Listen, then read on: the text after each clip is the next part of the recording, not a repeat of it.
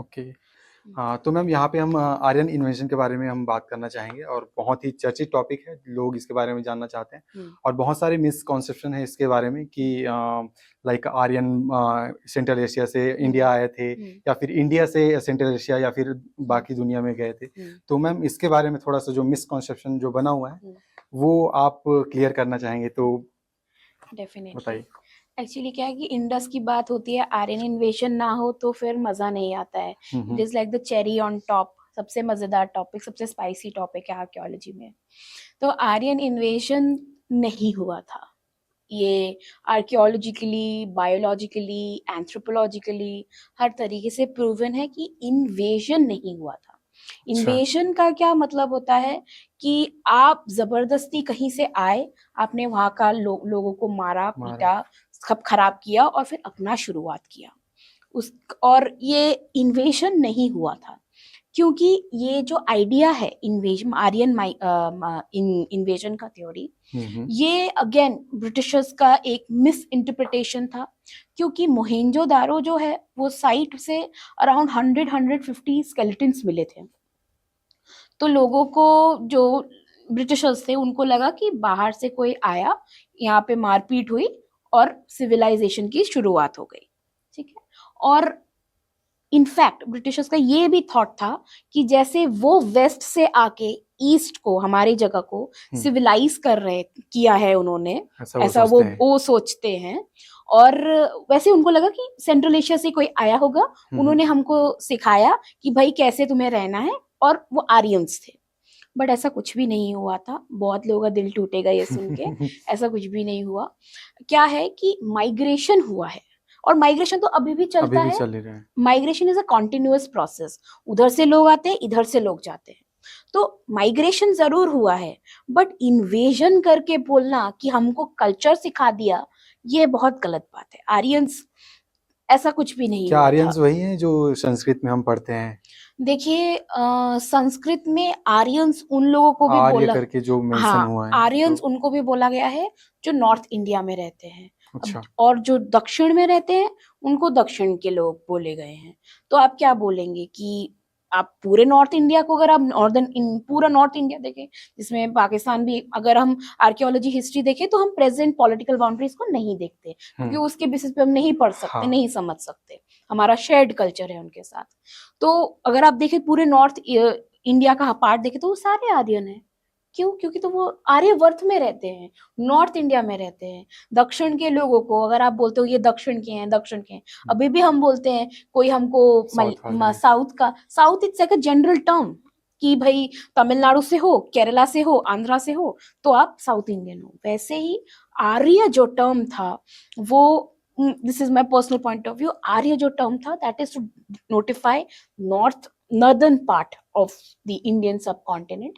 And also Arya का मतलब ये भी हो सकता है कि जब इंडस वैली मतलब खत्म हो रहा था, इंडस वैली में आप देखेंगे एक सोफिस्टिकेशन, एक एलिटनेस और एक अर्बनिज्म आपको देखने को मिलता है कि भाई अच्छा घर है, बहुत सुंदर घर सेटअप है, उसमें वॉशरूम्स हैं, इनफैक्ट कुछ ड्रेनेज सिस्टम जो है। ड्रेनेज सिस्टम्स हैं, रास्ते हैं। अगर आप वॉशरूम्स देखेंगे उसमें आपको, जो हम वेस्टर्न टॉयलेट, सीट वाला टॉयलेट जिसे कहते हैं, वो हमको कुछ मोहनजोदारो से शायद मिला है। तो आप क्या बोलेंगे, क्या हमको वेस्टर्नर्स ने आके सिखाया कि हम कैसे टॉयलेट जाएंगे? वो तो हमको 5000 बीसी से पता था। तो फिर अगेन व्हाट, किसने किसको सिखाया? हमने गलत उनको इंटरप्रेट करने की गलत कोशिश की है। इंटरप्रेट किया। तो सोफिस्टिकेशन हमको देखने को मिलता है। फिर जब आप हमारे वैदिक लिटरेचर को देखते हो, उसमें भी आपको एक सोफिस्टिकेशन दिखता है।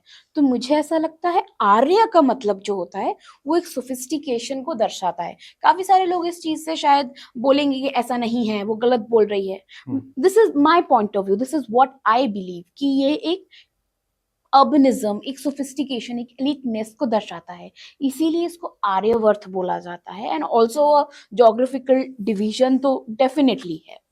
तो this is what, again Aryans, कोई बाहर से आके किसी ने हमको कुछ नहीं सिखाया है, इट इज ऑल इंडिजीनियस। क्योंकि जनरली एक टर्म्स प्रचलित है कि सेंट्रल एशिया से आया था, यूक्रेन साइड से, जो उन्होंने आया यहाँ पे, जो हड़प्पा जो नहीं मूल नहीं, निवासी थे उन पे कब्जा कर लिया। फिर उन्होंने, मुझे लगता है कि जो लाइक ब्रिटिशर्स जो आए हम्म, होंगे, उन्होंने जातिवाद को बढ़ावा देने के लिए शायद ये टर्म डेफिनेटली का यूज कर इस्तेमाल सकते किया हैं, है। लाइक कि जो आर्यंस आए उन्होंने अपने आप को ब्राह्मण का हम्म, वो दे दिया टाइटल, और हम्म, जो निचली जाति है हम्म। उनको दास टाइप का। तो वो वही एक प्रॉब्लम है कि देखिए अभी क्या है कि जैसे बाइबल है, हम्म, अगर हम बाइबल पढ़ेंगे तो हमारे लिए वो सिर्फ बाइबल है। जो चर्च में पढ़ी जाती है उसका फिलोसॉफिकल मीनिंग, उसका कॉनोटेशन, उसका समझना हमारे लिए कोई मायने नहीं रखता। हम उसको पढ़ेंगे, किताब है कि भाई हम हम्म, किताब की तरह पढ़ के चले गए।